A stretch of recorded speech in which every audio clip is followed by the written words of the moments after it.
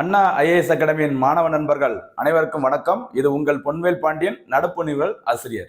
இன்றைய தினத்திற்கான நடப்பு நிகழ்வுகளை நம்ம பார்க்க போறது டிசம்பர் மாதம் 24ஆம் தேதிக்குரிய நடப்பு நிகழ்வுகள். ஓகேவா?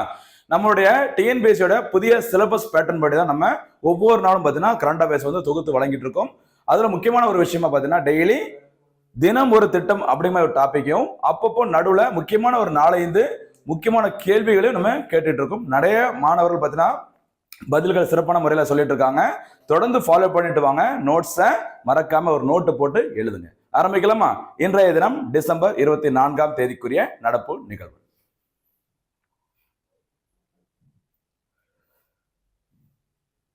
ஃபர்ஸ்ட் பாயிண்டே பாத்தீங்கன்னா முக்கிய தினங்கள் எப்பவுமே டிசம்பர்ல ஒரு 4-5 தினங்கள் தொடர்ந்து முக்கியமான தினமா இருக்கும். சரியா?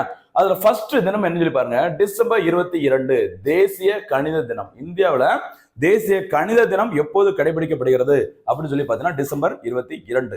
அதற்கு காரணம் பாத்தீங்கன்னா இந்தியாவில் கணித மேதை என்று அழைக்கப்படும் ராமானுஜன், சரியா, அவருடைய 125வது பிறந்த ஆண்டு 2012ஆம் ஆண்டு கொண்டாடப்பட்டது. சரியா? 125வது பிறந்த ஆண்டு 2012 கொண்டாடப்பட்டது. ஓகேவா?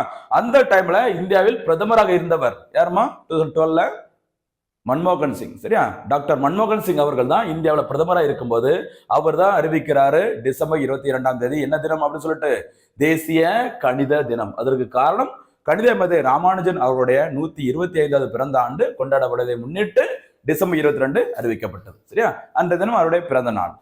அதுக்கு அடுத்து பார்த்தீங்கன்னா டிசம்பர் 23 தொடர்ந்து வருது பாருங்க, தேசிய விவசாயிகள் தினம். இது கடந்த வகுப்புல நம்ம லைட்டா பார்த்தோம்னா உங்களுக்கு தெரிஞ்சிருக்கும்னு நினைக்கிறேன். சரியா? முன்னாள் பிரதமர் சரண் சிங், சௌத்ரி சரண் சிங்கோட பிறந்த நாள் இந்தியாவில் டிசம்பர் 23 அன்று கொண்டாடப்படுகிறது. சரிங்களா? தேசிய விவசாயிகள் தினம் எந்த தேதியில? டிசம்பர் 23. அதுக்கு காரணம் அன்றைய தினம் முன்னாள் பிரதமர், எத்தனாவது பிரதமர்மா?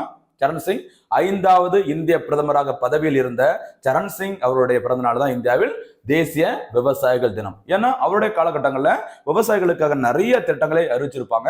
அதனாலதான் இந்த தினம் அவருடைய பிறந்த நாளில் கொண்டாடப்படுகிறது. சரியா? டிசம்பர் 23.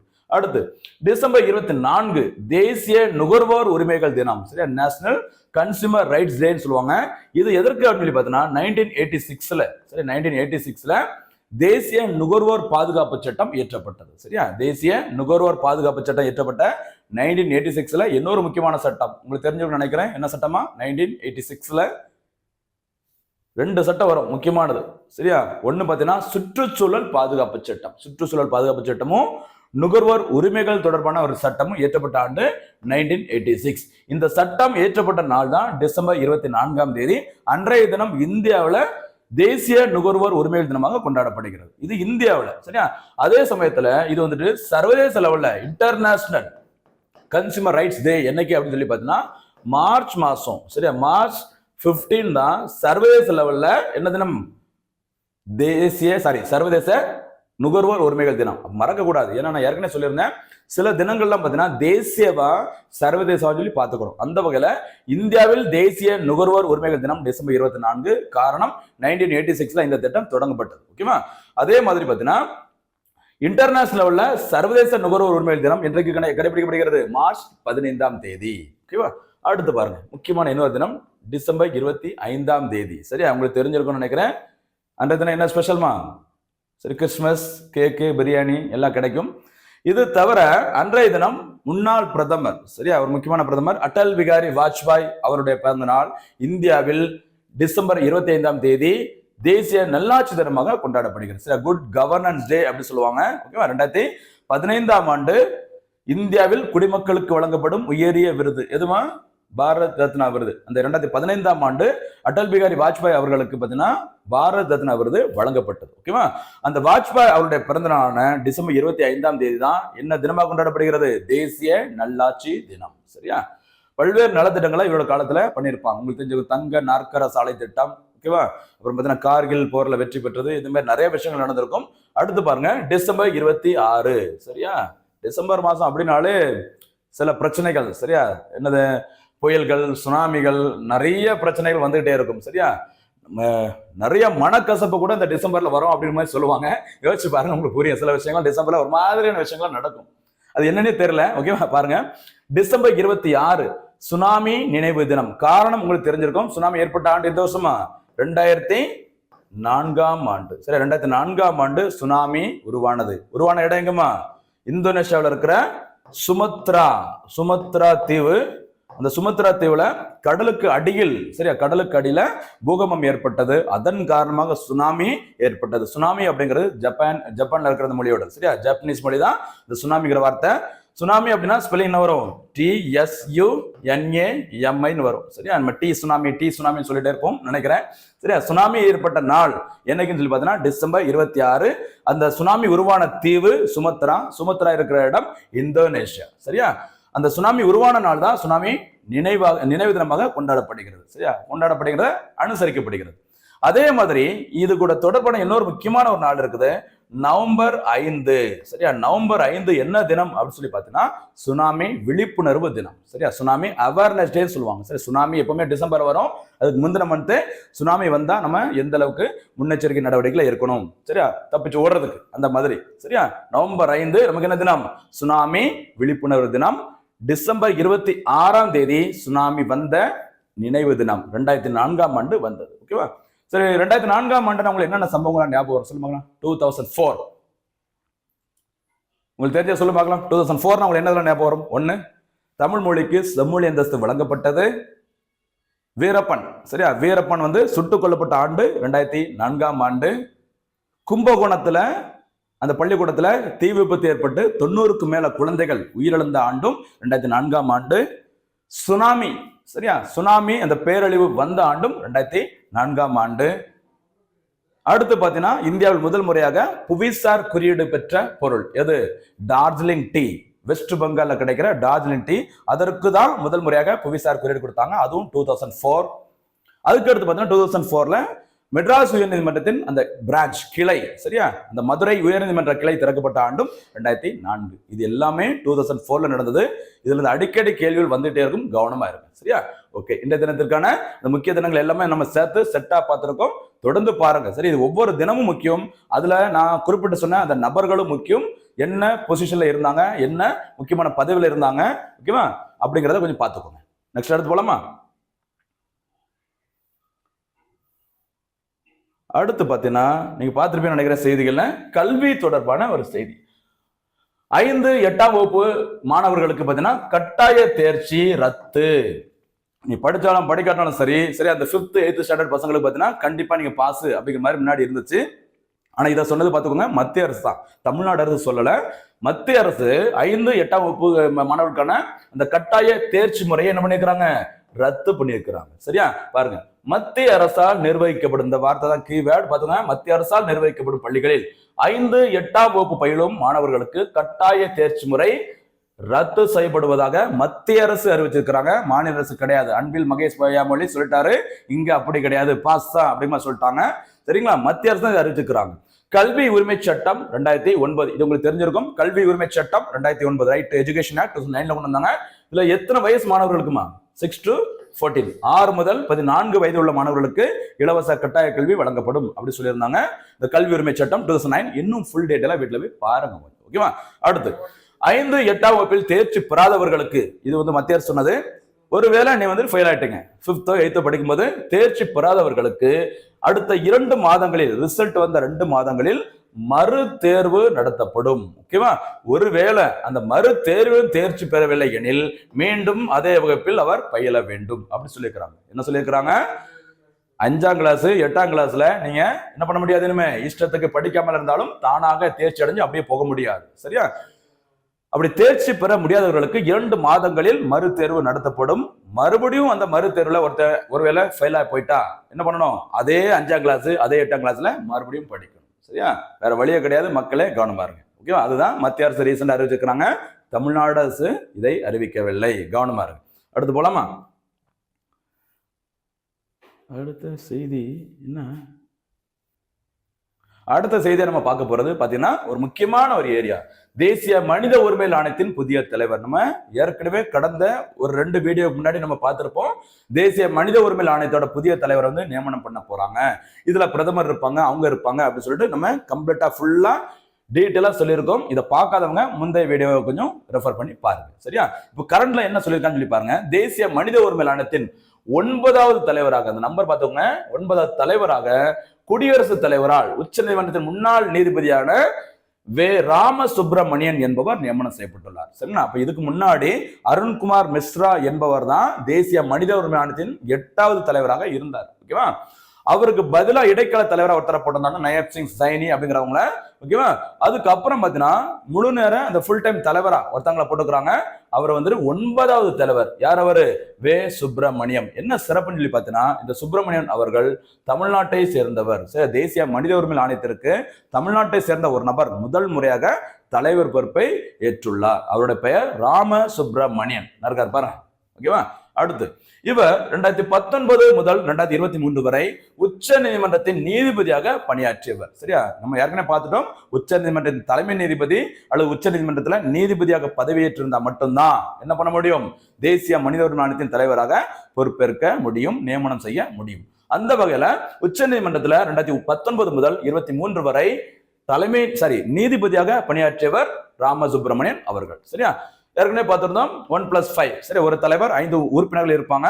அதுல புதுசா ஒரு 2 உறுப்பினர்களை சேர்த்திருக்காங்க. அதுல ஒருத்தங்க பாத்தீங்கன்னா பிரியங்கனுங்கோ, அடுத்து வித்யுத் ரங்சன் சாரங்கி. இந்த 2 பேரும் புதிய உறுப்பினர்களா, அந்த 5 பேர்ல ஒரு 2 பேரை புதுசா நியமனம் பண்ணியிருக்கிறாங்க. சரிங்களா? அடுத்து பாத்தீங்கன்னா NHRC. சரியா? NHRC என்னமா ஃபுல் ஃபார்ம் என்ன? National human rights organisation. சரியா? National human rights organisation NHRC. ஓகேவா? கவுன்சில். ஓகேவா? ஓகே. இது உருவாக்கப்பட்ட ஆண்டு அக்டோபர் 12, 1993ஆம் ஆண்டு உருவாக்கப்பட்டது. ஞாபகம், இந்த டேட்டை மறக்காதீங்க. ஒரு தேர்வுல என்ன கேட்டிருந்தாங்க அப்படின்னா, தேசிய மனித உரிமை ஆணையம், சரியா, நேஷனல் ஹியூமன் ரைட்ஸ் கமிஷன் எப்போ உருவாக்கப்பட்டது அப்படின்னு சொல்லி கேட்டிருந்தாங்க. 4 ஆப்ஷன்லயும் பார்த்தீங்கன்னா 93 கொடுத்து வச்சிருந்தாங்க. அந்த டேட்டு மாறி இருந்து கவனம் பாருங்க. அக்டோபர் 12ஆம் தேதி. சரி, ஓகே. இந்த இடத்துல அக்டோபர் 12 உங்களுக்கு வேற என்ன ஞாபகம் சொல்லுவாங்க? அக்டோபர் 12 தமிழ்நாடுடன் தொடர்புடைய முக்கியமான ஒரு தினம். அக்டோபர் 12 ஞாபகம் இருக்கா? அக்டோபர் 12, 2004ஆம் ஆண்டு. இப்ப ஞாபகம் வருதா? தமிழ் மொழிக்கு செம்மொழி அந்தஸ்து வழங்கப்படுவதாக மத்திய அரசின் அறிவிப்பாணையில் முறைப்படி வெளியிடப்பட்ட நாள் என்னைக்கு? அக்டோபர் 12. அந்த தினம் தான் தமிழ்நாட்டில் என்ன தினமாக கடைபிடிக்கப்படும்? தமிழ் செம்மொழி தினமாக கடைபிடிக்கப்படும் அப்படின்னு அறிவிச்சிருந்தாங்க. சரியா? இது தவிர அக்டோபர் 12, 2023 அன்று தமிழ்நாடு அரசு நம்மளுடைய மாநில விலங்கு எது? நீலகிரி வரையாடு, நீலகிரி தார், அதை பாதுகாப்பதற்கான திட்டத்தை அக்டோபர் 12, 2023 அன்று தொடங்கினாங்க. சரி, அப்ப அக்டோபர் 12 அப்படின்னா ஞாபகம் வரக்கூடிய விஷயம், மறக்கக்கூடாது. தேசிய மனித உரிமை ஆணையம் உருவாக்கப்பட்டதும் அக்டோபர் 12, தமிழ் செம்மொழி தினம் அக்டோபர் 12, நீலகிரி வரையாடு தினம் தொடங்கப்பட்டது. சரி, திட்டம் தொடங்கப்பட்டது 2023. ஆனா நீலகிரி வரையாடு தினம் என்னைக்கு? அக்டோபர் 7ஆம் தேதி. திட்டம் தான் அக்டோபர் 12. ஓகேவா? அடுத்து NHRCக்கு தமிழகத்திலிருந்து முதல் தலைவர் யாரு? ராம சுப்பிரமணியன். அப்ப நம்ம இந்த இடத்துல என்ன பார்த்துட்டு இருக்கோம்? தேசிய மனித உரிமை ஆணையம் உருவாக்கப்பட்டது அக்டோபர் 12, 1993ஆம் ஆண்டு. ஓகேவா? இதுல 8வது தலைவராக இருந்தவர் அருண்குமார் மிஸ்ரா. அவர் ஓய்வு பெற்றதை தொடர்ந்து அடுத்தப்பல யார் வந்திருக்கிறாங்க? 9வது தலைவராக தமிழ்நாட்டை சேர்ந்த ஒரு நபர் முதல் முறையா வந்திருக்கிறாரு. அவர் தான் ராமசுப்ரமணியன் அவர்கள். ஓகேவா? சரி, இந்த தேசிய மனித உரிமை ஆணையத்தின் தலைவர் அவருக்கு வந்து பதவிக்காலம் எத்தனை ஆண்டுகள் சொன்னோமா? கடந்த வகுப்புல நம்ம டிஸ்கஸ் பண்ணிட்டோம். 3 ஆண்டுகள் அல்லது 70 வயசு வரைக்கும். பொதுவா நம்ம 62, 65 வயசு தான் பெரும்பாலும் கவர்மெண்ட் ஜாப்ல இருப்பாங்க. ஏதாவது இதுல இந்த மனித உரிமை ஆணையத்துக்கு பார்த்தீங்கன்னா எத்தனை வயசு வரைக்கும் இருக்கலாம்? 70 வயசு வரைக்கும் இருக்கலாம், அல்லது 3 ஆண்டுகள். இதுல எது ஃபர்ஸ்ட் வருதோ அந்த வேலையை முடிச்சுட்டு அவங்க போக வேண்டியதான். சரியா? ஓகே, அடுத்த செய்தி போலாமா?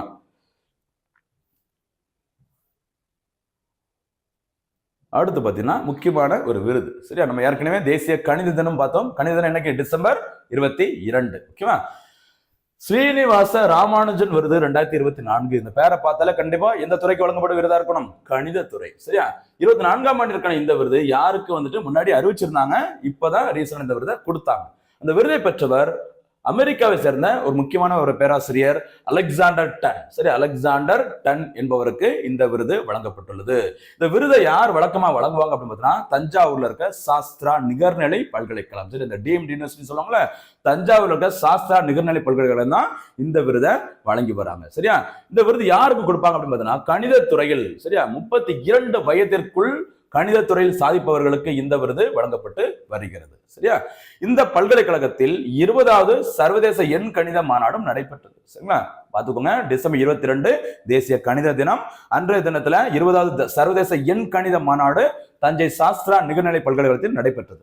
அப்போது 24ஆம் ஆண்டிற்கான ஸ்ரீனிவாச ராமானுஜன் விருது யாருக்கு வழங்கப்பட்டுள்ளது? அமெரிக்காவை சேர்ந்த அலெக்சாண்டர் டன் என்பவருக்கு வழங்கப்பட்டுள்ளது. ஓகேவா? அடுத்து பாருங்க, முக்கிய ஒரு செய்திகள். பெருசா தான் செய்தி இருந்துச்சு, ஆனா அதுல இருந்து எடுக்கிறதுக்கு ஒரு லைன் தான் நோட்ஸ் வந்து நமக்கு கிடைச்சது. ஓகேவா? அது பாருங்க, பெண்களுக்கு 26 வார மகப்பேறு விடுப்பு மத்திய அரசு வழங்கி வருகிறது. சரிங்களா? பாத்தீங்கன்னா இந்த அரசாங்க வேலைகளை இருக்கிறவங்களுக்கு சரியா சம்பளத்துடன் கூடிய விடுப்பு எத்தனை வாரம் வழங்கப்படுகிறது? மகளிருக்கு 26 வார மகப்பேறு விடுப்பு மத்திய அரசினால் வழங்கப்பட்டு வருகிறது. இது கேட்கலாம், கவனம் பாருங்க, 26 வாரம். ஓகேவா? அடுத்து, மத்திய அரசின் போட்டித் தேர்வுகள் 13 மொழிகளில் நடத்தப்பட்டு வருகிறது. சரி, ஆர்ஆர்பி, எஸ்எஸ்சி, முக்கியமா பார்த்தீங்கன்னா நீட் எக்ஸாம். சரியா? நீட் எக்ஸாம் இதெல்லாம் பார்த்தீங்கன்னா எத்தனை மொழியில் நடத்தப்பட்டு வருகிறது? 13 மொழிகளில் நடத்தப்பட்டு வருகிறது. சரியா?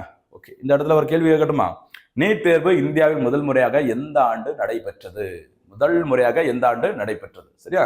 இது தவிர நிறைய நம்ம டிஸ்கஸ் பண்ணியிருப்போம். இந்தியாவில் நீட் தேர்வை நடத்தும் அமைப்பு எந்த அமைப்புமா? தற்போது இந்தியாவில் நீட் தேர்வு மருத்துவ அந்த நுழைவு படிப்பு நீட் எக்ஸாம் எந்த அமைப்பு நடத்த வைக்கிறது? நம்ம நிறைய வாட்டி பார்த்துட்டோம். எந்த அமைப்புமா நீட் எக்ஸாம் நடத்துறது? NTA. சரியா? National testing agency. இவங்க தான் இந்தியாவில் நீட் எக்ஸாம் நடத்திட்டு வராங்க. அதே மாதிரி நெட் எக்ஸாம், சரியா, நேஷனல் எலிஜிபிலிட்டி டெஸ்ட் சொல்லுவாங்கல்ல, இந்த தேர்வு யார் நடத்துவாங்க? UGC. மறக்காதீங்க மக்களே, மறக்காதீங்க. சரிங்களா? ஓகே, இது வந்து 2017 UGC உருவாக்கப்பட்டது 1956. சரியா? 1956 அப்படின்னா ஒரு 4 சில முடிகிற ஒரு 4 அமைப்புகள் எப்பவுமே ஞாபகம் இருக்கணும். சரியா? இந்த வருஷம் 1956 அப்படின்னா என்னென்ன சீலாம்? ஒண்ணு இங்க பார்த்தா UGC, அடுத்து பார்த்தா LIC, அடுத்து பார்த்தா ONGC, அடுத்து முக்கியமான என்ன சி? NLC. சரியா? NLC, university grant commission, life insurance corporation of India, அடுத்து பார்த்தீங்கன்னா oil and natural commission of India, Neyveli lignite corporation. இந்த 4மே என்ன லெட்டர்ல முடியுது? சி. சரியா? ONGC. ஓகேவா? சின்னு முடிகிற 4 அமைப்புகளும் 1956 தான் ஓபன் பண்ணியிருப்பாங்க. கவனம் பாருங்க, இது வந்து நிறைய எக்ஸாம்ல கேட்டிருக்காங்க, ரீசெண்டாக கேட்டிருந்தாங்க. சரிங்களா? கவனம் பாருங்க. அடுத்து பார்த்தீங்கன்னா, ஓகே, நெக்ஸ்ட் டாபிக் போலாமா? பார்க்கும்போது ஒரு லைன்ல இருக்குமா, அந்த ஒரு லைனை எந்த அளவுக்கு டெவலப் பண்ணி நம்ம பெருசா நமக்குள்ள உருவாக்குறோமோ அதை பொறுத்து போட்டி தேர்வுகளை ஜெயிக்க முடியும். சரியா? அடுத்து பார்த்தீங்கன்னா எக்கனாமிக்ஸ் சம்பந்தப்பட்ட ஒரு முக்கியமான ஒரு இது பாருங்க, EFTA அதோட விரிவாக்கமாக இருக்காங்க, யூரோப்பியன் ஃப்ரீ ட்ரேட் அசோசியேஷன். சரியா? European free trade association. சரிங்களா? தடையற்ற அந்த வர்த்தக அமைப்பு. ஓகேவா? அதோட பேர் தான் EFTA. இதை உருவாக்குனது ஐரோப்பிய நாடுகள். ஓகேவா? பாருங்க, the EFTA, European Free Trade Association, and India, and India signed the Trade and Economic Partnership Agreement. ஓகேவா? பாத்துக்கோங்க, வணிகத்திலே சரி, வியாபாரத்திலே சரி, பொருளாதார ரீதியாகவும் சரி, ஓகேவா, ஒரு ஒப்பந்தத்தை இந்தியாவும் EFTA வந்து பாத்தீங்கன்னா கையெழுத்து போட்டுக்கிறாங்க. சரி, அந்த ஒப்பந்தம் கையெழுத்தான ஆண்டு நாள் என்னைக்குன்னு பார்த்தீங்கன்னா மார்ச் 10, 2024. ஒரு முக்கியமான ஒரு டேட்டு ஞாபகம் வச்சுக்கோங்க, மார்ச் 10, 2024. ஓகேவா? சரி, மார்ச் 10, 2024. ஓகே, மார்ச் 11, 2024 ஏதாச்சும் ஞாபகம் வருதா? எது நடைமுறைக்கு வந்தது இந்தியாவில்? மார்ச் 11, 2024 எது நடைமுறைக்கு வந்துச்சுமா? இதுதான் உங்களுக்கு அடுத்த கேள்வி. சரியா? ஞாபகம் நினைக்கிறேன், ஒரு முக்கியமான ஒரு சட்டம் மார்ச் 11, 2024 அன்று நடைமுறைக்கு வந்தது. ஞாபகம் வந்துருச்சா? எதுமா? CAA, சிட்டிசன்ஷிப் அமெண்ட்மெண்ட் ஆக்ட், குடியுரிமை திருத்த சட்டம் 2019. அது நடைமுறைக்கு வந்தது எப்பன்னு பார்த்தீங்கன்னா மார்ச் 11, 2024. அதுக்கு முந்தைய நாள் தான் EFTA மற்றும் இந்தியா இடையே பார்த்தீங்கன்னா ஒரு ஒப்பந்தம் கையெழுத்தாயிருக்கு. மறக்கவே மறக்காதீங்க. இந்த ஒப்பந்தத்தில் ஐரோப்பால இருந்து எந்தெந்த நாடுகள்லாம் இணைஞ்சாங்க அப்படின்னு பார்த்தீங்கன்னா இந்தியா, அவங்களோட சேர்ந்த சுவிட்சர்லாந்து, அடுத்து நார்வே, அப்படி பார்த்தா லீக்டென்ஸ்டைன், இப்படி ஒரு நாடு பேர் இருக்குது. நிறைய பேர் இப்பதான் கேள்விப்படுவோம்னு நினைக்கிறேன். சார், லீக்டென்ஸ்டைன். அடுத்து பார்த்தீங்கன்னா ஐஸ்லாந்து. கவனமா இருங்க, விட்டுறாதீங்க. இதுல பாருங்க, இந்த 4 நாடுகளும் சரியா, இந்த லீக்டென்ஸ்டைன் தவிர, லீக்டென்ஸ்டைன் லீக் ஆகி வெளியில போயிட்டா நினைச்சுக்கோங்க. சரியா? இது தவிர இந்த 3 நாடுகளும் ஏதாச்சும் ஒரு ரேங்க் ஞாபகம் வருதா? இந்தியா தவிர Switzerland number 1, Norway number 2, Iceland number 3. எந்த ரேங்க்ல வரும்? ஒரு இன்டர்நேஷனல் லெவல்ல UNDP அமைப்பினால் வெளியிடப்படும் ஒரு தரவரிசை. அதோட தரவரிசை என்ன பேரு? ஹியூமன் டெவலப்மெண்ட் இண்டெக்ஸ், மனிதவள மேம்பாட்டு குறியீடு. இந்த மனிதவள மேம்பாட்டு குறியீடுல பாத்தீங்கன்னா இந்த ஒப்பந்தத்துல இருக்கிற சுவிட்சர்லாந்து தான் முதலிடத்துல இருக்கும். 2ஆம் இடத்துல நார்வே, அப்புறம் பாத்தீங்கன்னா 3ஆம் இடத்துல ஐஸ்லாந்து இருக்கும். சரியா? இந்த நாடுகள்கிட்ட இந்தியா இந்த ஒப்பந்தம் போட்டுக்கிறாங்க, அதுவும் சிறப்பா இருக்கு. சரியா? சரி, ஓகே, நெக்ஸ்ட் அடுத்து போலாமா? இந்த ஹியூமன் டெவலப்மெண்ட் இண்டெக்ஸ்லாம் நம்ம இன்னொரு கிளாஸ்ல ஃபுல் டீடைலா பார்ப்போம், எக்கனாமிக் டாபிக்ல. ஓகேவா? சரி, பார்க்கலாம். அடுத்து ஒரு மெயினா ஏரியா 100% பாத்தீங்கன்னா ஒரு கேள்வி இதுல இருந்து வரும். சரிங்களா? பாருங்க, தமிழ்நாட்டில் அகழ்வாராய்ச்சி பணிகள் நடைபெற்று வரும் இடங்கள். சரிங்களா? இந்தியாவில் உங்களுக்கு தெரிஞ்சிருக்கும் ASI, சரி, இந்திய தொல்லியல் துறை உருவாக்கப்பட்டது எப்பமா? இந்திய தொல்லியல் துறை அலெக்சாண்டர் கன்னிங்காம் அவர் தான் உருவாக்கி இருப்பாரு. இந்தியாவில் ஆர்கியாலஜிக்கல் சர்வே ஆஃப் இந்தியான்னு சொல்ற இந்திய தொல்லியல் துறை உருவாக்கப்பட்ட ஆண்டு எந்த வருஷம்? 1861 உருவாக்கி இருப்பார். சரியா? அதுக்கப்புறம் மாநில அரசுடன் இணைந்து பல்வேறு இடங்கள்ல ASI அமைப்பானது தொல்லியல் தொடர்பான ஒரு அகழ்வு ஆராய்ச்சி பணிகளை மேற்கொண்டு வராங்க. சரியா? இதுல தமிழ்நாட்டுல இப்ப கரண்ட்ல என்னெல்லாம் எங்கெல்லாம் நடக்குது, ஓகேவா, அப்படிங்கிற மாதிரி ஒரு ஏரியா. ஓகேவா? பாருங்க, மருங்கூர். அது பாத்தீங்கன்னா மருங்கூர் எந்த மாவட்டத்துல இருக்கு? கடலூர். இந்த இடங்கள் பேர்லாம் நிறைய வரும். ஆனா அந்த ஊரோட பேரையும் மாவட்டத்தோட பேரையும் ஏதோ ஒரு வகையில ஒரு 2-3 வாட்டி சொல்லி பாருங்க, மைண்டுக்குள்ள அப்படியே நின்றுடும். பாருங்க, மருங்கூர், கடலூர் சொல்லி பார்க்கும்போது இங்க குரு, இங்க லூரு சொல்லி பாருங்க. ஆப்ஷனை பார்த்தா ஈஸியா தட்டிட்டு போயிட்டே இருக்கலாம். ஏன்னா நீங்க மனப்பாடம் பண்றதுக்கு ஆயிரக்கணக்கான லட்சக்கணக்கான விஷயங்கள் இருக்கும்போது இந்த மாதிரி விஷயங்கள்லாம் பாத்தீங்கன்னா ஈஸியா செட்டா ஞாபகம் வச்சுக்கலாம். சரி, மருங்கூர், இங்க என்ன ஒரு கடலூர். அடுத்து சென்னனூர் எந்த மாவட்டத்துல வருது? கிருஷ்ணகிரி. இது எப்படி ஞாபகம் வச்சுக்கலாம்? சென்னனூர், கிருஷ்ணகிரி. கிருஷ்ணர் ஞாபகம் வச்சுக்கோங்க. லிட்டில் கிருஷ்ணா, அந்த என்ன டோராவா, சாரி, சுட்டி டிவில போடுவாங்களே, அந்த லிட்டில் கிருஷ்ணால பாத்தீங்கன்னா கிருஷ்ணருக்கு என்ன ரொம்ப பிடிக்கும் தெரியும்? கிருஷ்ணருக்கு என்ன பிடிச்சது? எதை தேடி சாப்பிடுவாரு? வெண்ணெய். சரியா? வெண்ணெயை பிடிச்சி சாப்பிடுவாரு, அப்படி எடுத்து சாப்பிடுவாரு. இங்க சென்னனூர், அத சென்னை ஞாபகம் வச்சு. சரி, சென்னைங்கிறது என்னது? வெண்ணெய் அப்படின்னு நினைச்சுக்கோங்க. கிருஷ்ணர் அப்படின்னாலே வெண்ணெய் ஞாபகம் வரணும். வெண்ணெய், சென்னை எப்படினாலும் நீங்க ஞாபகம் வச்சுக்கோங்க. நமக்கு தேவை ரிசல்ட், அவ்வளவுதான். அடுத்து மயிலாடும் பாறை எந்த மாவட்டத்தில் இருக்கு? சேம் கிருஷ்ணகிரியில இருக்கு. ஓகேவா? இங்கேயும் பாத்தீங்கன்னா கிருஷ்ணரை வச்சு நான் சொல்றேன், ஞாபகம் வைக்கிறதுக்காக தான். சரி, கிருஷ்ணர் தலையில என்ன வச்சிருப்பாரு? லிட்டில் கிருஷ்ணர் தான் கிளியரா தெரியும். சரியா? அந்த கிருஷ்ணர் தலையில வச்சிருக்கிறது மயில் இறகு. சரியா? மயில் இறகு எங்க வச்சிருப்பாரு? தலையில வச்சிருப்பாரு. இங்க மயிலாடும் பாறை, மயில் எது மேல நின்று பாடுது? மயிலாடும் பாறை. சரியா? பாறை மேலன்னு மயில் பாடுது. அந்த மயிலோட இறகு தான் கிருஷ்ணர் வச்சிருக்கிறாரு. இங்க கிரி அப்படின்னாலும் மலை, இங்க பாறை அப்படிங்கிற ராக், ரெண்டும் ஒரு கனெக்ட் ஆகுது. சரியா? இந்த இடத்துல தப்பு பண்ணிடக்கூடாது. மயிலாடுதுறைங்கிறது இந்தியாவில, சரி, தமிழ்நாட்டுல பாதுகாக்கப்பட்ட வேளாண் மண்டலமாக அறிவிக்கப்பட்ட மாவட்டம். அது மயிலாடுதுறை. இங்க பாக்குறது மயிலாடும் பாறை, பாறைக்கு மேலதான் மயில் நிற்கும். கன்ஃபியூஸ் ஆகக்கூடாது, கவனம் பாருங்க. அந்த இறகு தான் கிருஷ்ணரை வச்சிருக்கிறாரு அப்படின்னு ஞாபகம் வச்சுக்கலாம். அடுத்து பாத்தீங்கன்னா திருமலாபுரம் எங்கு இருக்குது? தென்காசில திருமலாபுரம் அப்படிங்கிற இடத்துல அகழ்வாராய்ச்சி பணிகள் மேற்கொள்ளப்பட்டு வருகிறது. சரியா? இதையும் ஞாபகம் வச்சுக்கலாம். திரு அப்படிங்கிறது என்னன்னு பார்த்தீங்கன்னா திருநெல்வேலி. இந்த தென்காசி மாவட்டம் எங்க இருந்து பிரிந்து வந்தது? திருநெல்வேலியில இருந்து பிரிச்ச ஒரு மாவட்டம் தான் என்னது? தென்காசி. ஒரு டைம்ல நான் சொல்லிட்டு இருப்பேன், குற்றாலம்லாம் எங்க ஊர்ல தான் இருக்குது, ஜில்லுன்னு இருக்கும் அப்படின்னு பயங்கரமா ஒரு கெத்தா சொல்லிட்டு இருந்தேன். ஏன்னா என்னோட மாவட்டம் திருநெல்வேலி. அந்த திருநெல்வேலியில இருந்து எதை பிரிச்சுட்டாங்க? தென்காசி. இப்ப குற்றாலம் எங்க போயிருச்சது? தென்காசி போயிருச்சு. நான் சொல்ல முடியல, திருநெல்வேலியில தான் குற்றாலம் இருக்கு அப்படின்னு சொல்லிட்டு. சரிங்களா? அந்த பிரிச்சாங்க. அப்போ தென்காசி எங்க இருந்து பிரிக்கப்பட்டது? திருநெல்வேலி, திருமலாபுரம். ஓகேவா? அடுத்து கொங்கல் நகரம் எங்க இருக்குது? திருப்பூர் மாவட்டத்துல இருக்கு. ஓகேவா? ஓகே, நெக்ஸ்ட் அடுத்து கீழடி, கொந்தகை, மணலூர், அகரம். இது எல்லாமே எங்க இருக்குது? சிவகங்கை மாவட்டம். சரியா? கீழடிங்கிறதா மெயினான இடம். சரி, அங்கதான் பாத்தீங்கன்னா அருங்காட்சியகம் கூட உருவாக்கப்பட்டு வருகிறது. தொல்லியல் அந்த பணிகள்ல கண்டுபிடிக்கப்பட்ட பொருட்களை காட்சிப்படுத்துவதற்கான ஒரு அருங்காட்சியகமும் இந்த கீழடியில உருவாக்குறாங்க. கீழடி மெயினான இடம். அதை சுத்தி இருக்கிற சின்ன சின்ன இடங்கள், ஒண்ணு கொந்தகை, அடுத்து மணலூர், அடுத்து அகரம். இது எல்லாமே எங்க இருக்குது? சிவகங்கை மாவட்டத்துல இருக்கு. பொதுவா தொழில் அந்த அகழ்வாராய்ச்சி பணிகள் என்னமா? கீழே இருக்கிற மண்ணை தோண்டி என்ன பண்ணுவாங்க? ஏதாச்சும் ஒன்று கண்டுபிடிப்பாங்க, மண்டோடு, ஓகேவா, ஏதாச்சும் ஒரு உடஞ்ச பானை ஏதாவது கண்டுபிடிப்பாங்கல்ல. அப்ப என்ன பண்றாங்க? கீழே இருக்கிற மண்ணை அள்ளி, சரியா, உள்ள இருக்கிறத ஏதோ ஒண்ணு கண்டுபிடிக்கிறாங்க. இங்க பாத்தீங்கன்னா கீழடி, கீழே. அப்புறம் பாத்தீங்கன்னா இங்க இந்த கை, கீழே கையை விட்டு மணலை அகரவும் அல்லது அள்ளவும். அள்ளவுங்கிற வார்த்தை கிடைக்கல, நம்மளே ஒரு வார்த்தையை போட்டுக்கலாம். சரியா? கீழடி, கீழே கையை விட்டு மணலை அள்ளவும். அள்ளுனா ஏதாச்சும் ஒரு மண்டவோடு சேவிங் செட்டு ஏதாவது ஒன்று கிடைக்கும். சரியா? இந்த மாவட்டத்துல, சிவகங்கை மாவட்டத்துல. இந்த அகழ்வாராய்ச்சி பணிகள் எந்த அளவுக்கு முக்கியத்துவம் வாய்ந்ததுங்கிறத ஒரு சின்ன வகுப்புல இன்னொரு டைம் நம்ம பார்ப்போம். ஓகேவா? அடுத்து பார்த்தீங்கன்னா கொடுமணல் அப்புறம் பார்த்தீங்கன்னா வெள்ளோடு எந்த மாவட்டத்துல இருக்குது? ஈரோடு. சொல்லி பாருங்க.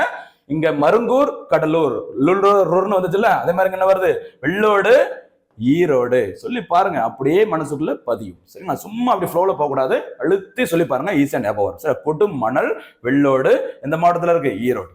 அடுத்து பாத்தீங்கன்னா அரிக்கமேடு. சரியா? அரிக்கமேடு இங்க அரி, அடுத்து பாத்தீங்கன்னா இங்க சேரி. அந்த ரெண்டு வார்த்தையும் கனெக்ட் ஆகுது, அதுக்காக சொன்னேன், வேற எதுவும் கிடையாது. சரிங்களா? புதுச்சேரி, அரிக்கமேடு. அடுத்து பட்டறை பெரும்புதூர் எந்த மாவட்டத்துல இருக்கு?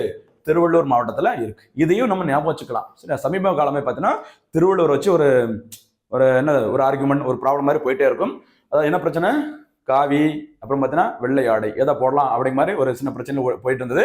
இது தவிர பார்த்தீங்கன்னா திருவள்ளுவர் போட்டிருந்த அந்த பட்டை முன்னாடி இருந்துச்சு, இப்ப இல்ல அப்படிங்கிற மாதிரி ஒரு கான்செப்ட் வந்து அடிக்கடி போயிட்டு இருந்துச்சு. சரியா? அப்ப திருவள்ளுவருக்கு பிரச்சனை எதை வச்சு? பட்டை, பட்டறை அப்படிங்கிற ஞாபகம் வச்சுக்கோங்க. திருவள்ளூர் மாவட்டம், பட்டறை பெரும்புதூர். ஓகேவா? அடுத்து பொற்பனை கோட்டை. ஒரு காமனான வார்த்தை கிடைச்சிருக்கு பாருங்க. இந்த கோட்டை பொற்பனை கோட்டை, இங்க புதுக்கோட்டை. சரிங்களா? ஈஸியா ஞாபகம் வச்சுக்கலாம். அடுத்து ஆதிச்சநல்லூர், கொர்க்கை, சிவகலை எந்த மாவட்டம்? தூத்துக்குடி. இது பாத்தீங்கன்னா ஆதி, இங்க சிவன். இந்த வார்த்தையை சேர்த்து மூணாவது வார்த்தைய இரண்டாவது வார்த்தையா வச்சுக்கோங்க. ஆதி, சிவகலையில சிவன், அடுத்து கொர்க்கை அல்லது கொற்றவை. ஆதி, சிவன், கொற்றவை அல்லது கொர்க்கை மூணு பேருமே பார்த்தீங்கன்னா இந்துக்கள்ல ஒரு முக்கியமான தெய்வங்கள். ஆதி, சிவன், கொர்க்கை மூணு பேரும் எங்க தான் இருக்கிறாங்க? தூத்துக்குடி மாவட்டத்துல இருக்கிறாங்க. ஓகேவா? அடுத்து பொருணை மற்றும் துளுக்கர்பட்டி. சரியா? திருநெல்வேலி மாவட்டத்துல இருக்கு. துளுக்கர்பட்டி அப்படின்னா நம்ம எழுதும்போது துளுக்கர்பட்டின்னு சொல்லி டீல ஆரம்பிப்போம். சரியா? T for Thulukkarpatti, T for Tirunelveli. Link பண்ணிக்கலாம். ரெண்டு வார்த்தைகளும் லிங்க் பண்ணிக்கோங்க. சரியா? பொருணை, பொருணை நதி அப்படின்னா எந்த நதியை சொல்லுவாங்க? பொருணை நதி அப்படின்ட்டு தாமிரபரணி. ஓகேவா? பாருங்க. அடுத்து வெம்பங்கோட்டை. வெம்பங்கோட்டையில அகழ்வாராய்ச்சி பணிகள் நடைபெற்று வருகிறது. அது அமைந்துள்ள மாவட்டம் விருதுநகர். ஓகேவா? பாத்துக்கோங்க. V for Vembankottai, V for Virudhunagar. இங்க டி, இங்க வி. அடுத்து கீழ் நமண்டி, திருவண்ணாமலை. சரியா? திருவண்ணாமலை உங்களுக்கு தெரிஞ்சிருக்கும். எந்த கோவிலுக்கு ஃபேமஸ்? அண்ணாமலை. சரியா? சிவன். ஓகேவா? அந்த கீழ் நமண்டி பாத்தீங்கன்னா திருவண்ணாமலை. ஓகேவா? சிவனிடம் நம்ம கீழே மண்டிட்டு அமர்ந்து என்ன கேட்டாலும் கொடுப்பாரு அப்படின்னு நினைச்சுக்கோங்க. ஏன்னா திருவண்ணாமலை அப்படின்னாலே நமக்கு வந்துட்டு அண்ணாமலை, இந்த சிவன் உங்களுக்கு ஞாபகம் வந்திருக்கும். சரியா? கீழே மண்டிட்டு அமர்ந்து என்ன கேட்டாலும் சிவன் கொடுப்பாரு அப்படின்னு நினைச்சுக்கோங்க. ஓகேவா? அடுத்து போதி நத்தம் அமைந்துள்ள மாவட்டம் தர்மபுரி. ஓகேவா? அடுத்து கங்கை கொண்ட சோழபுரம் அமைந்துள்ள இடம் எங்கன்னு பாத்தீங்கன்னா அரியலூர். அரியலூர்ல கங்கை கொண்ட சோழபுரம் பக்கத்துல மாளிகை மேடுன்னு ஒரு இடம் இருக்கு. அங்கதான் பாத்தீங்கன்னா அகழ்வாராய்ச்சி பணிகள் நடைபெற்று வருகிறது. ஓகேவா? இது எல்லாமே தமிழ்நாட்டில் அகழ்வாராய்ச்சி பணிகள் நடைபெற்று வரும் இடங்கள். இந்த அரியலூர் மாவட்டத்துல ஒரு சிறப்பு இருக்குது. என்னன்னு பாத்தீங்கன்னா தென்னிந்தியாவிலே முதல் முறையாக டைனோசர்கள் வாழ்ந்ததற்கான படிமங்கள், அந்த ஃபாசில்ஸ் வந்து கண்டுபிடிக்கப்பட்ட இடம் எங்கன்னு பாத்தீங்கன்னா அரியலூர். சரியா? அப்ப ஞாபகம் இருக்குதா? அகழ்வாராய்ச்சி பணிகள் நடைபெற்ற ஒரு இடங்கள் பார்த்துக்கோங்க. மருங்கூர், கடலூர், அந்த ஞாபகம் வச்சுக்கோங்க. அடுத்து சென்னை, வெண்ணெய், கிருஷ்ணர். ஓகேவா? அடுத்து மயிலாடும் பாறை. பாறைக்கு மேலதான் மயில் நிற்கும். அந்த மயிலோட இறகு தான் கிருஷ்ணர் வச்சிருப்பாரு. கிரி, பாறை ஞாபகம் வச்சுக்கோங்க. மயிலாடு துறை போற்றக்கூடாது. அடுத்து பார்த்தீங்கன்னா திருமலாபுரம், தென்காசி. தென்காசி திருநெல்வேலியிலிருந்து பிரிக்கப்பட்டது. அதுக்குதான் அந்த திரு அப்படிங்கிற வார்த்தை சொல்லிருந்தேன். அடுத்து கொங்கல் நகரம், திருப்பூர். ஓகேவா? அடுத்து பாத்தீங்கன்னா சிவகங்கையில முக்கியமான ஒரு 4 இடங்கள். அதுக்கு என்ன சொல்லியிருந்தேன்? கீழே கையை விட்டு மணலை அள்ளுனா இதாச்சும் ஒரு உடஞ்ச பானை. ஓகேவா? ஏதாச்சும் நம்ம பயன்படுத்திய முன்னோர்கள் பயன்படுத்திய கத்தி, அந்த மாதிரி கருவி எல்லாம் கிடைக்கும். கீழடி, கொந்தகை, மணலூர், அகரம். அடுத்து பாத்தீங்கன்னா கொடுமணல், வெள்ளோடு, ஈரோடு. அடுத்து பாத்தீங்கன்னா அரி, புதுச்சேரி. இந்த 2 காமனான வார்த்தை வந்து பாத்துக்கோங்க. அடுத்து திருவள்ளூருக்கு பிரச்சனை, பட்டையை போடணுமா வேணாமா? பட்டறை பெரும்புதூர், திருவள்ளூர். அடுத்து பொற்பனை கோட்டை, புதுக்கோட்டை. அடுத்து தூத்துக்குடியில ஆதி, சிவன், கொர்க்கை அல்லது கொற்றவை 3 தெய்வங்களும் இருக்கிற இடம் தூத்துக்குடி. அடுத்து பொருணை நதி அப்படின்னால உங்களுக்கு தெரிஞ்சிருக்கும். தாமிரபரணி, திருநெல்வேலி. அடுத்து பார்த்தீங்கன்னா துளுக்கர்பட்டியை T for Thulukkarpatti, T for Tirunelveli. அதே மாதிரி வெம்பங்கோட்டை. சரியா? வெம்பங்கோட்டைங்கிறது V for Vembankottai, V for Virudhunagar. அப்படி லிங்க் பண்ணிக்கோங்க. அடுத்து கீழ் நமண்டி, திருவண்ணாமலை. நம்ம ஏற்கனவே சொன்ன மாதிரி திருவண்ணாமலை அப்படின்னாலே சிவன். சரியா? அந்த சிவனிடம் பார்த்தீங்கன்னா நம்ம கீழே மண்டிட்டு அமர்ந்து என்ன கேட்டாலும் கொடுப்பாரு அப்படிங்கிற ஞாபகம் வச்சுக்கோங்க. அடுத்து போதி நத்தம், தர்மபுரி. கங்கை கொண்ட சோழபுரம், மாளிகை மேடு அமைந்துள்ள மாவட்டம் அரியலூர். ரொம்ப ரொம்ப முக்கியமான டாபிக். அதனால நான் ஒரு வாட்டி சொல்லிட்டு திருப்பியும் சொல்றேன், கவனமா இருங்க. சரியா? அடுத்த டாபிக் போலாமா? அடுத்து இந்த தினம் ஒரு திட்டம் பார்ப்போம்ல, அதுல உள்ள ஒரு திட்டங்கள். இன்றைய தினம் 2 திட்டங்களை பார்த்துக்கலாம். ஒண்ணு தமிழ்நாடு திறன் அறிவு தேர்வு திட்டம். இதுவும் நம்ம ஏற்கனவே பார்த்தது, ரீசெண்டா நியூஸ்ல வந்துருச்சு பாருங்க. தொடங்கப்பட்ட ஆண்டு 2023. ஓகேவா? 10ஆம் வகுப்பு பயிலும், பார்த்துக்கோங்க, 10th ஸ்டாண்டர்ட் 10ஆம் வகுப்பு பயிலும் 1000 மாணவர்கள் தேர்வு செய்யப்பட்டு, ஓகே, ஒரு டெஸ்ட் வச்சு ஒரு 1000 மாணவர்களை தேர்ந்தெடுக்கிறாங்க. எந்த ஸ்டாண்டர்ட் பசங்களை? 10th standard. ஓகேவா? அவர்கள் அனைவருக்கும் 11ஆம் 12ஆம் வகுப்புகளை நிறைவு செய்யும் வரை ஒவ்வொரு மாதமும் ரூபாய் 1000 வழங்கப்படும். ஞாபகம், 10th ஸ்டாண்டர்ட் படிக்கிற பசங்கள்ல இருந்து ஒரு 1000 பேரை செலக்ட் பண்ணி அவங்க +1 +2 முடிக்கிற வரைக்கும் மாசம் எவ்வளவு கொடுக்குறாங்க? ரூபாய் 1000. ஓகேவா? அடுத்து, உயர்கல்வி தொடர்வதற்கு +2 முடிச்சுட்டு அவங்க வந்துட்டு உயர்கல்வி படிக்க போறாங்கன்னா 12,000 ரூபாய் உதவித்தொகையாக வழங்கப்படும். எந்த திட்டத்தின் கீழ்? தமிழ்நாடு திறனறிவு தேர்வு திட்டத்தின் கீழ். ஓகேவா? இந்த திட்டத்தை யார் வந்து நிறைவேற்றி வராங்க அப்படின்னு பார்த்தா தமிழ்நாடு திறன் மேம்பாட்டு நிறுவனம். சரிங்களா? திறன் மேம்பாட்டு நிறுவனம் தான் இந்த திட்டத்தை நிறைவேற்றிட்டு வராங்க. ஓகேவா?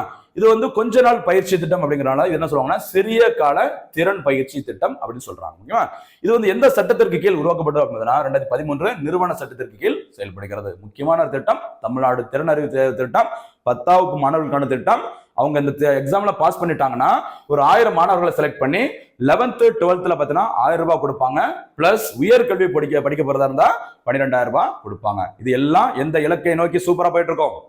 உயர்கல்வி சேர்க்கை விதத்துல தொடர்ந்து தமிழ்நாடு முதலிடத்துல இருக்கணும். அதற்கான இலக்குக்காக தான் இந்த திட்டம். ஓகேவா? அடுத்த டாபிக் போலாமா? அடுத்து கடைசியாக சூப்பரான ஒரு திட்டம் பாருங்க, தகைசால் பள்ளிகள் திட்டம். சரி, தகைசால் பள்ளிகள் திட்டம் செப்டம்பர் 5, 2022 தொடங்கப்பட்டது. சரி, தேசிய ஆசிரியர் தினம் செப்டம்பர் 5. அந்த தினத்தை முன்னிட்டு 2022 தொடங்கப்பட்ட திட்டம் தகைசால் பள்ளிகள் திட்டம். தொடங்கியது சென்னை பள்ளி கல்வித்துறை. அதுக்கப்புறம் தொடர்ந்து பல்வேறு இடங்கள்ல இந்த திட்டத்தை செயல்படுத்திட்டு இருக்காங்க. சரியா?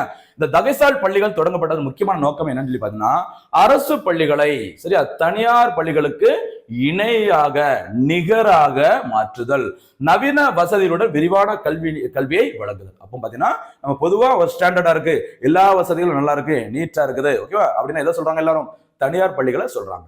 நம்ம அப்படிலாம் இல்ல, அரசு பள்ளிகளையும் அந்த தனியார் பள்ளிகளுக்கு இணையாக மாற்றணும் அப்படிங்கிறதுக்காக தான் தமிழ்நாடு அரசு ஒரு அற்புதமான திட்டத்தை தொடங்கினாங்க.